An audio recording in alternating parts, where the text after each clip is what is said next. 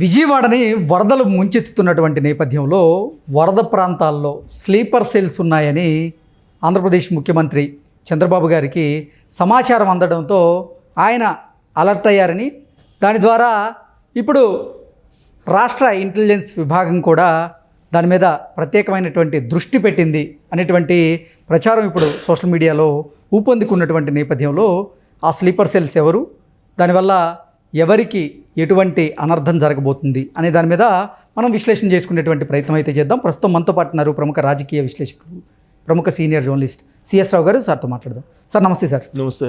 విజయవాడని వర్షాలు వరద ముంచెత్తుతున్నటువంటి నేపథ్యంలో వరద ప్రాంతాలు ఏవైతే ఉన్నాయో ఆ వరద ప్రాంతాల్లో స్లీపర్ సెల్స్ ఉన్నారు అనేటువంటి సమాచారం ఆంధ్రప్రదేశ్ ముఖ్యమంత్రి చంద్రబాబు గారికి వచ్చిందని, దానివల్ల ఇప్పుడు రాష్ట్ర ఇంటెలిజెన్స్ విభాగం ఏదైతే ఉందో అది కొంచెం జాగ్రత్తలు వహిస్తుంది అనేటువంటి సమాచారం, ఆ ప్రచారం అయితే సోషల్ మీడియాలో ఊపందుకుంది. ఇంతకీ ఆ స్లీపర్ సెల్స్ ఎవరు, ఆ స్లీపర్ సెల్స్ వల్ల ఎవరికి అనర్థం జరగబోతుంది అంటే ఏం చెప్తారు? ఇప్పుడు ఆ స్లీపర్ సెల్స్ ఉన్నాయని చెప్పి మనం చెప్పడం కాదు, చంద్రబాబు నాయుడు ప్రెస్ మీట్లో చెప్పారు. ఇప్పుడు వరదలు వచ్చేసి ప్రజలు ఇబ్బంది పడుతున్నారు, కానీ ఈ వరదాన్ని మరింత పెంచడానికి, అల్లకొల్లోలను సృష్టించడానికి, కాలువల్లో గండి పెట్టడానికి ప్రయత్నం చేసేటువంటి అవకాశం కూడా ఉంది. అందుకే ముందు జాగ్రత్త చర్యగా తనకు వచ్చినటువంటి ఇన్ఫర్మేషన్ ప్రకారం పెట్రోలింగ్ నిర్వహిస్తున్నాను కాలువల మీద, కరకట్ట మీద, అలాగే కృష్ణా కాలువల మీద, రకరకాల ఈ బుడమేరు కాలువల మీద, అన్నిటి మీద కూడా పెట్రోలింగ్ పెట్టాను. 24 hours పెట్రోలింగ్ పెట్టి సీసీ కెమెరాలు కూడా ఏర్పాటు చేశాము అని చెప్పారు. అంటే చంద్రబాబు నాయుడు ఆ మాట అన్నారంటే ఒక సీనియర్ పొలిటీషియన్, అనుభవం ఉన్నటువంటి ఆయన, 4 సార్లు సీఎంగా చేసిన ఆయన ఆ మాట అన్నారంటే, గతంలో ఎప్పుడు ఆ మాట అనలేదు కదా, మరి ఇప్పుడు ఎందుకు అన్నారని అంటే ఖచ్చితంగా ఈ విపత్తుని మరింత పెంచి అల్లకొల్లోలం చేయడానికి స్లీపర్ సెల్స్ కొన్ని పనిచేస్తున్నాయి. ఆ స్లీపర్ సెల్స్ ఎవరియో కాదు, జగన్మోహన్ రెడ్డి అనేది చంద్రబాబు నాయుడు చెప్తున్నారు. అందుకే ఒక పెద్ద భూతం చంద్రబాబు నాయుడికి జగన్మోహన్ రెడ్డి. అలాగని అంతకుముందు కూడా చంద్రబాబు నాయుడు చెప్పాడు, పెద్ద భూతం జగన్మోహన్ రెడ్డి, ఆ భూతాన్ని తరివేస్తేనే ఆంధ్రప్రదేశ్ బాగుపడుతుంది, ఆ భూతం ఉన్నంత వరకు కూడా ఇండస్ట్రియలిస్టులు కూడా రావట్లేదు అని చెప్పి ఆయన చెప్పడం జరిగింది. సాధారణంగా ఏంటంటే ఇప్పుడు ఇలాంటి విపత్తు జరిగినప్పుడు గవర్నమెంట్కి ఏదైనా సలహాలు, సూచనలు, గైడెన్స్ ఇవ్వాలి. లేదు పలానా చోట బాధితులు ఉన్నారు, వాళ్ళని ఆదుకోలేదు అని చెప్పాలి. లేదు ఇప్పుడు ఆయన దగ్గర భారతీయ సిమెంట్స్ ఉంది, ఇందిరా టెలివిజన్ ఉంది, సాక్షి టీవీ ఉంది, ఇందిరా టెలివిజన్ సాక్షి టీవీ అనుకో, తర్వాత జగతి పబ్లికేషన్స్ ఉన్నాయి. వీటన్నిటి ద్వారా రియల్గా ఏంటి అనేది చెప్తే కనుక ఇమీడియట్గా చంద్రబాబు నాయుడు అలర్ట్ అవుతారు. కానీ అలా కాకుండా వాటిని ఏం చేస్తున్నారు, చంద్రబాబు నాయుడు గురించి నెగిటివ్గా ఫోకస్ చేసేదానికి ఉపయోగిస్తున్నారు. సహజంగా ఇంతకుముందు వరదలు వచ్చినప్పుడు కానీ, లేదంటే ఇలాంటి విపత్తులు వచ్చినప్పుడు కానీ, ఆ రోజు ప్రతిపక్షంగా ఉన్నటువంటి తెలుగుదేశం పార్టీ ఏం చేసిందంటే ఎన్టీఆర్ ట్రస్ట్ నుంచి మెడికల్ క్యాంపులు పెట్టేది, తర్వాత ఆర్థిక సహాయం అన్ని చేసేవాళ్ళు, వాళ్ళకి ఇమీడియట్గా ఏం అవసరం వాళ్ళు అందజేసేవాళ్ళు. కానీ ఇవాళ జగన్మోహన్ రెడ్డి ఏం చేస్తున్నాడు, చంద్రబాబు నాయుడు చెప్పిన దాని ప్రకారం దాదాపు 6 లక్షల కోట్ల రూపాయలు ఆస్తులు ఉన్నాయి కదా ఆయనకి, జగన్మోహన్ రెడ్డికి. ప్లస్ 2019 నుంచి 2024 వరకు ఆంధ్రప్రదేశ్లో liquor scam, sand, land, mine, ఇవన్నీ స్కామ్స్ చేశారని చెప్పేసి చంద్రబాబు నాయుడు శ్వేతపత్రాల ద్వారా చెప్తున్నారు కదా. మరి ఇంత డబ్బు పెట్టుకొని మరి ఎందుకు వైఎస్ఆర్ కాంగ్రెస్ పార్టీ బాధితుల్ని సహాయం చేయటానికి కానీ, లేదంటే బాధితులను ఆదుకోవడానికి కానీ ముందుకు రావట్లేదు? వాళ్ళు కూడా రావాలి కదా. ఆంధ్రప్రదేశ్ సమాజానికి సంబంధించిన సంపదని దోచుకున్నాడు అనేటువంటి ముద్ర ఆయన మీద ఉంది. కేసులు ఉన్నాయి, సిబిఐ కేసులు ఉన్నాయి, ఈడీ కేసులు ఉన్నాయి, ఇన్ని కేసులు ఉన్నాయి కదా. మరి డబ్బు కొన్ని లక్షల కోట్ల రూపాయలు ఉన్నాయి కదా. బెంగళూరులో ఒక ప్యాలెస్ ఉంది కదా, తాడేపల్లిలో ఒక ప్యాలెస్ ఉంది కదా, హైదరాబాద్లో ఒక ప్యాలెస్ ఉంది కదా. మరి ఈ కాకుండా ఇంకా లండన్లో ఒకటి ఉందని చెప్పి ఈ మధ్య మళ్ళీ కొత్తగా వస్తుంది. సరే ఎన్నున్నా కానీ ఆయన సొంత డబ్బు అయితే ఇబ్బందిలే, కానీ ప్రజల సొమ్ము దోచుకున్నటువంటి సొమ్ము అనేది కదా ఆయన మీద ఉన్నటువంటి ఆరోపణలు. ఆ మేర కేసులు కూడా ఉన్నాయి కదా. ఇంత సంపదను పెట్టుకొని నువ్వు ప్రతిపక్ష నాయకుడిగా కాకపోయినా విపక్ష నాయకుడిగానైనా, ఒక పులివెందుల ఎమ్మెల్యేగా, మాజీ ముఖ్యమంత్రిగా నువ్వు అక్కడ వచ్చినటువంటి వరదల పరామర్శకు వెళ్ళావు కదా. పరామర్శకు వెళ్ళినప్పుడు నువ్వు ఎవరికైనా సహాయం చేసావా, పని ప్రకటించావా? చనిపోయిన వాళ్ళు ఉన్నారు కదా, వాళ్ళ కుటుంబాలు ప్రకటించావా? నువ్వు ఎక్కడ శవాలు కనపడితే అక్కడికి వెళ్తాడు జగన్మోహన్ రెడ్డి అనేది తెలుగుదేశం పార్టీ తరచూ చెప్తున్నటువంటి మాట కదా. ఆ శవాల దగ్గరికి వెళ్లే ముందు నువ్వు ఆ కుటుంబ సభ్యులకి, ఆ శవాలకు సంబంధించిన కుటుంబ సభ్యులకి ఏదో ఒక ఆర్థిక సహాయం ప్రకటించవచ్చు కదా, ప్రకటించడు. ప్లస్ ఇంత విపత్తు జరుగుతున్నా కానీ ఎక్కడ విరాళాలను ప్రకటించడు. సీఎం రిలీఫ్ ఫండ్కి జమ చేయరు.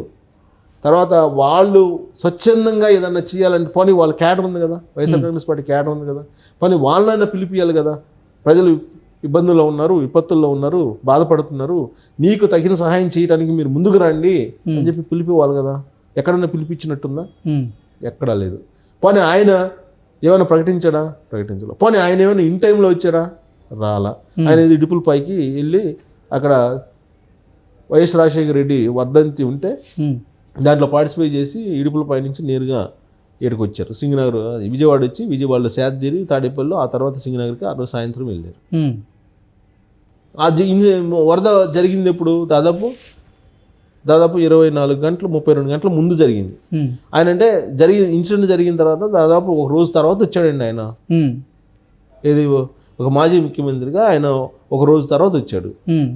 సరే, ఎప్పుడొకప్పుడు ఒక రోజు తర్వాత వచ్చాడు. నువ్వు వచ్చినందువల్ల ఏంటి బాధితులకు బెనిఫిట్ ఏంటి? ఏమన్నా ఏదో ఒకటి ఉండాలిగా. బాధితులు నువ్వు వచ్చావు, పరామర్శించావు. సాధారణంగా ఏం చెప్తుంటారంటే పెద్దలు, బాగలేనటువంటి వాళ్ళ ఇళ్ళకి వెళ్ళినప్పుడు, లేదంటే ఆరోగ్యం బాగలేని వాళ్ళ దగ్గరికి హాస్పిటల్కి వెళ్ళినప్పుడు, లేదా చనిపోయినటువంటి వాళ్ళకి ఇంటికి వెళ్ళినప్పుడు ఏదో ఒక 10వ పరకో ఇచ్చేస్తే వాళ్ళు ఏదో బాధల్లో ఉన్నారు, ఖర్చుకి ఇది అందొస్తుంది అని చెప్పి పెద్దలు చెప్తుంటారు. అదే సాంప్రదాయము, అది ఆనవాయితీ. అది ఇచ్చేస్తే కనుక వాళ్ళకి బాధల్లో ఉన్నారు కాబట్టి ఇది కొంచెం ఊరట కలుగుతుంది అని. ఓకే, కనీసం అది కూడా పాటించలేదు కదా జగన్మోహన్ రెడ్డి. వెళ్ళి చంద్రబాబు నాయుడు మీద, తెలుగుదేశం పార్టీ మీద 4 విమర్శలు చేసేసి వచ్చారు. అదే ఆశించేది ప్రజలు. మాజీ ముఖ్యమంత్రి నుంచి ఆశించేది అదేనా? ఇంత పెద్ద సామ్రాజ్యాన్ని ఏర్పాటు చేసుకున్నవే, ఆంధ్రప్రదేశ్ సంపదని ఉపయోగించుకొని సిబిఐ, ఈడీ వాళ్ళు చెప్తున్న దాని ప్రకారం, మరి ఆ సామ్రాజ్యంలో ఉండేటువంటి ఖజానాలో ఉండేటువంటి కొంత డబ్బు ఒక 10% అయినా నువ్వు అన్నం చేయొచ్చు కదా. కానీ 1% చేసినా కానీ కొన్ని వేల కోట్ల రూపాయలు ఉంటాయి. 1% నువ్వు అన్నం చేసినా కానీ పేదోళ్ళని ఆదుకున్నటువంటి మాజీ సీఎంగా మిగిలిపోతావు కదా. మరి నువ్వు ఎందుకు, ఏ లక్ష్యంతో నువ్వు పరామర్శించి చేసినట్టు? సో జగన్మోహన్ రెడ్డి ఆయన కనుక ఏదైనా సహాయం చేస్తే బాగుండేది. సహాయం చేయలేదు. సహాయం చేయకపోగా ఆయన వచ్చి తెలుగుదేశం పార్టీని వాళ్ళని విమర్శించడం అనేది కొంత ఆయనకే నష్టం కలిగించేటువంటి అంశంగా మనం విశ్లేషణ చేసుకోవచ్చు ఆయన టూర్ని. ప్లస్ స్లీపర్ సెల్స్ ఈ చేయకపోగా, స్లీపర్ సెల్స్ ఏంటి, ఆయన ఏదో పెట్టేసుకుని, ఆయన మనుషుల్ని పెట్టేసుకుని గండ్లు కొట్టి ఇంకొద్దిగా మరింత ఈ వైపరీత్యాన్ని పెంచేటువంటి ప్రయత్నం చేస్తున్నాడు అనేది చంద్రబాబు నాయుడు అనుమానం. ఆ మేరకు నిఘా వర్గాలు ఏదో సమాచారం ఇచ్చి ఉంటాయి. అది సహాయం చేయకపోగా హాని తలపెట్టే ప్రయత్నం చేస్తున్నాడు జగన్మోహన్ రెడ్డి అనేటువంటి అభిప్రాయం చంద్రబాబు నాయుడుకి ఉంది. సో మరి ఇప్పుడు జగన్మోహన్ రెడ్డిని ఏమనాలి? సస్పెక్ట్ మీద కేసు బుక్ చేయాలా? లేదంటే ఆయన ఇప్పుడు అంటే చంద్రబాబు గారి దగ్గర ఎటువంటి ఆధారాలు ఉన్నాయి, ఎటువంటి ఆధారాలతో అటువంటి వ్యాఖ్యలు చేసి ఉండొచ్చు? అంటే రాజకీయాల్లో గుడ్డగాల్చి మీద వేసేటువంటి ప్రయత్నం జరుగుతూ ఉంటుంది అంటే ప్రత్యర్థుల మీద. ఈ నేపథ్యంలోనే చంద్రబాబు గారు చేసి ఉండొచ్చా, లేదంటే పక్కా ఆధారాలతోనే చంద్రబాబు గారు ఇటువంటి వ్యాఖ్యలు జగన్మోహన్ రెడ్డి గారు చేసి ఉండొచ్చు? ముఖ్యమంత్రి హోదాలో సీనియర్ పొలిటీషియన్ ఉన్న చంద్రబాబు నాయుడు వితౌట్ ఎవిడెన్స్, లేదంటే ఆధారాలు లేకుండా, ఆ మేరకు సమాచారం లేకుండా మాట్లాడతారా? ఎట్టి పరిస్థితిలో మాట్లాడరు. ఆధారాలు ఖచ్చితంగా ఉండి ఉంటాయి, లేదా సమాచారం ఉండి ఉంటుంది. ఆధారం లేకపోయినా సమాచారం ఉండి ఉంటుంది. సో సమాచారం లేకుండా అయితే మాట్లాడరు. దానికి కారణం ఏంటంటే ఆల్రెడీ ఇప్పుడు చంద్రబాబు నాయుడు ప్రభుత్వం ఏర్పడిన తర్వాత గత 2 నెలల నుంచి జరుగుతున్నటువంటి పరిణామాలు, ప్లస్ అంతకుముందు ఆయన ప్రతిపక్షంగా ఉన్నప్పుడు చంద్రబాబు నాయుడు ప్రచార సభలకు వెళ్ళినప్పుడు తొక్కిసలాట చేసింది స్లీపర్ సెల్స్ అనేది ఆయనకి తెలుసు. మరి ఇన్ని అనుభవాలు ఉన్న తర్వాత సమాచారం లేకుండా చంద్రబాబు నాయుడు మాట్లాడుతూ జగన్మోహన్ రెడ్డి గురించి అంటే స్లీపర్ సెల్స్ తోటి ఏదో చేయాలని, అల్లకొల్లోలం చేయాలని రాష్ట్రాన్ని ఆయన ప్రయత్నం చేస్తున్నాడు. దాంట్లో భాగంగానే ఒక ట్రైల్ వేసాడు ఢిల్లీ వెళ్ళి, రాష్ట్రపతి పాలన పెట్టాలని. అసలు రాష్ట్రపతి పాలన ఏ పరిస్థితుల్లో పెడతారు, ఎందుకు పెడతారు అనేది కూడా కనీస పరిజ్ఞానం లేకుండా అక్కడ పోయాడు. అంటే దాని అర్థం ఏంటి? భవిష్యత్తులో రాష్ట్రంలో అల్లకొల్లోలం సృష్టించడానికి జగన్మోహన్ రెడ్డి సిద్ధమవుతున్నారు. దానికి ముందస్తు ప్లాన్గా ఢిల్లీ వెళ్ళాడు అనేది తెలుగుదేశం పార్టీ వాళ్ళు భావిస్తూ ఉన్నారు. అదే చంద్రబాబు నాయుడు కూడా ఇప్పుడు చెప్పారు. లేదంటే కాలువల మీద 24 hours పెట్రోలింగ్ పెట్టాల్సిన అవసరం ఉంది. లస్కర్స్ అంతా తిరుగుతున్నారు ఇప్పుడు. దేనికి గండి కొడతారో వీళ్ళు తెలియని పరిస్థితి. సినిమాల్లో చూపిస్తుంటారు, పక్కో నాశనం అయిపోవడానికి గండి కొడుతుంటారు. ఆ టైప్లో ఇప్పుడు ఆంధ్రప్రదేశ్ అల్లకొల్లోలం కావడానికి ఇప్పుడు కాలువలకు గండి కొట్టే ప్రయత్నం చేస్తున్నారు స్లీపర్ సెల్స్ ద్వారా అనేది అనుమానం చంద్రబాబు నాయుడుకి. అందుకే ఆయన జాగ్రత్తలో ఆయన ఉన్నారు. దాంట్లో తప్పట్టడానికి లేదు. Okay sir, thank you.